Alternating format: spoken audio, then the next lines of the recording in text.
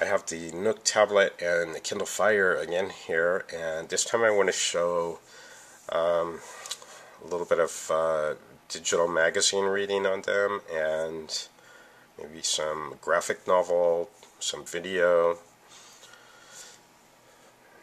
First of all, the magazine. This is Maximum PC. I have that on both of them.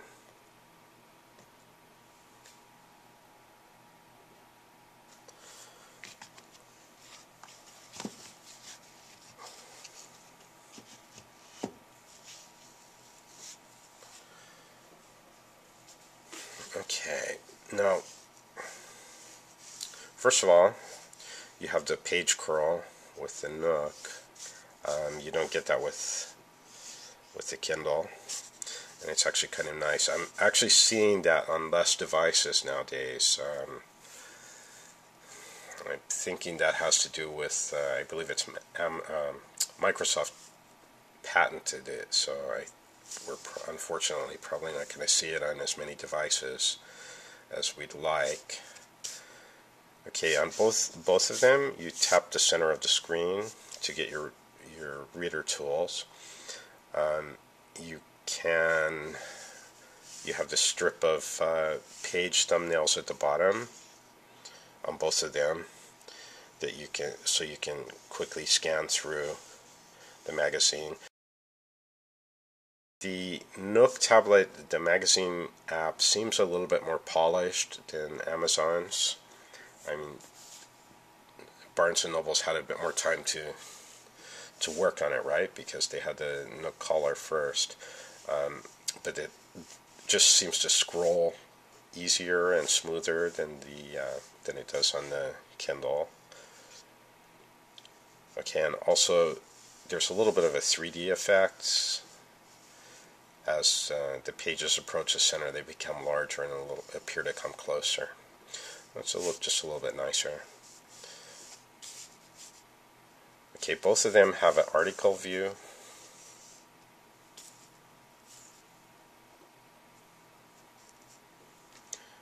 Which makes the article easier to read. And when you're in that view, you can adjust the font size, the color of the background, the typeface, all that kind of thing.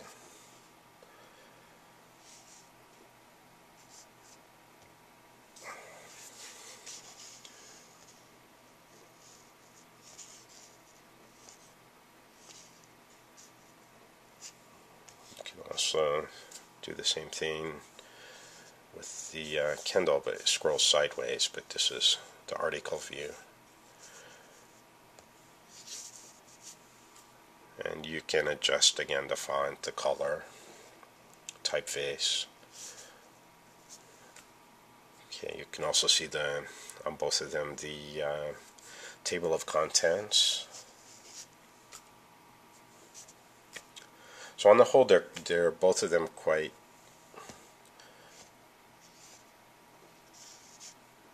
good for magazines. And the Kindle magazines that are optimized for the Fire, they do recreate, as you can see, it has ads and everything. It recreates the printed pages of the paper edition. So that's quite good.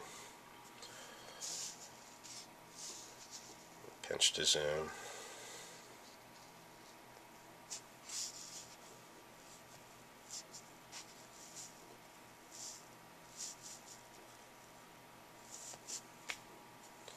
I did have the Nook kind of crash on me once.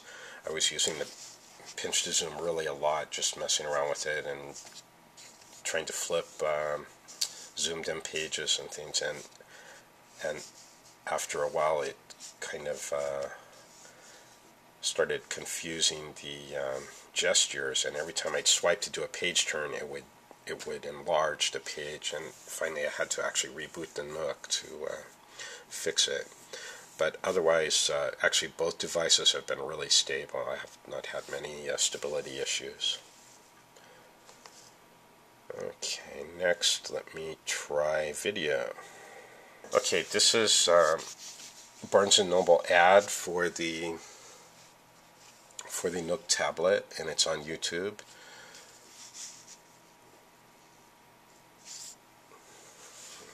play it on both of them at the same time. Hi, can you help me?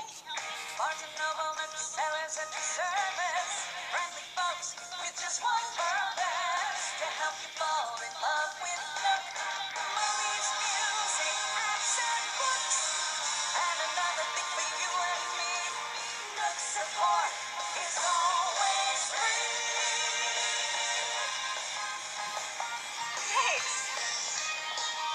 Nook by Barnes & Noble, starting at just $99. Video works quite well on both devices. I haven't had any issues with either YouTube or Netflix. One thing about the sound, when listening to music on the on both of them, I've noticed the sound quality with earphones is better on the Kindle Fire. It has better bass response, and the Nook Tablet, there's a little bit of a hiss in the background, and it's always there, and that's rather annoying. So if you plan on getting one of these and using it to listen to a lot of music, I would suggest going with the Kindle. It does have in the settings a equalizer that lets you tweak the sounds a little bit, so you can change the sound quality. And actually, you probably should do that, because the default is not the best quality it's capable of. Okay, this is Netflix. This is my Netflix here. Let me see if I can just...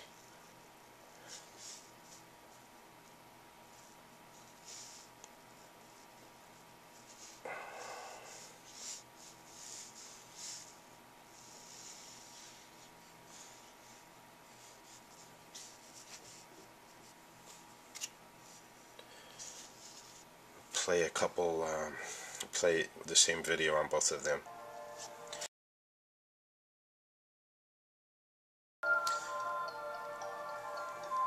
Works quite well for both of them. You can only view it in landscape, which is probably the only way you'd want to view it, actually, but it won't change. I have to say that I've not seen much difference in the screen, in the display quality between the Nook Tablet and the Kindle Fire, except when it comes to Netflix. For some reason, the pictures just seems a little bit richer and sharper with the Nook Tablet using the Netflix app, and I'm not sure why. That's probably has to do with some optimization of the app or something, but anywhere else, at YouTube or any other video I've viewed, I don't really see a difference in quality. It's just with Netflix. And it's very small, so I'm not even sure if it's going to show up on the video.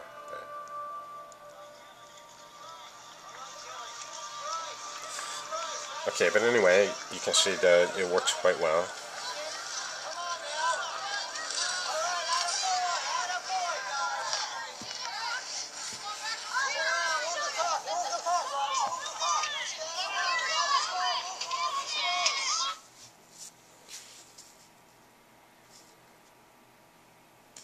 Okay, next, there's a couple of graphic novels.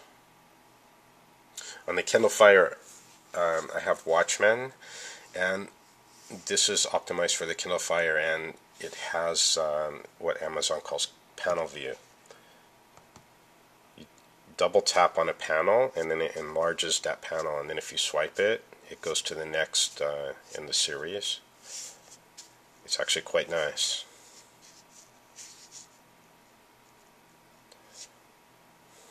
You can't pan and zoom, but you don't really need to.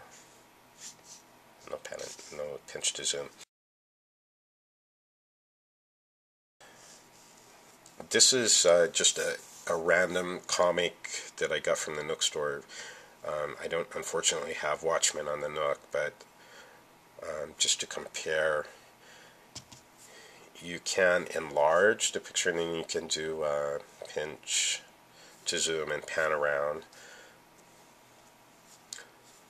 But I have to say I like Amazon's panel view approach. That's quite nice.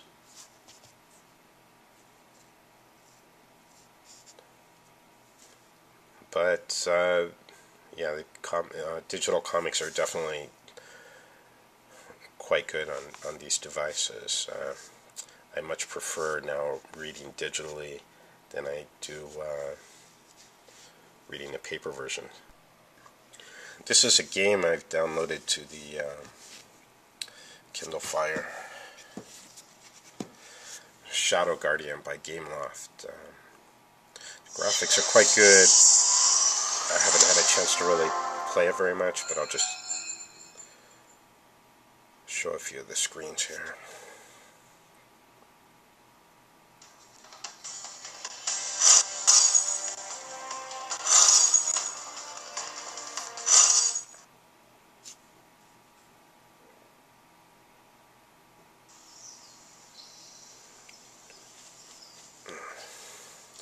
It's hard doing this at an angle.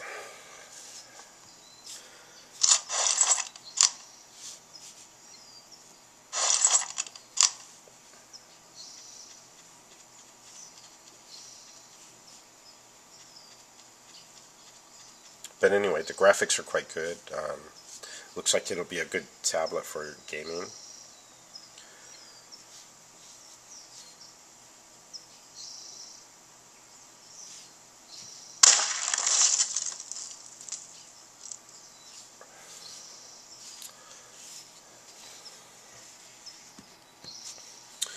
So anyway, that's the Kindle Fire and the Nook Tablet. They're both quite good.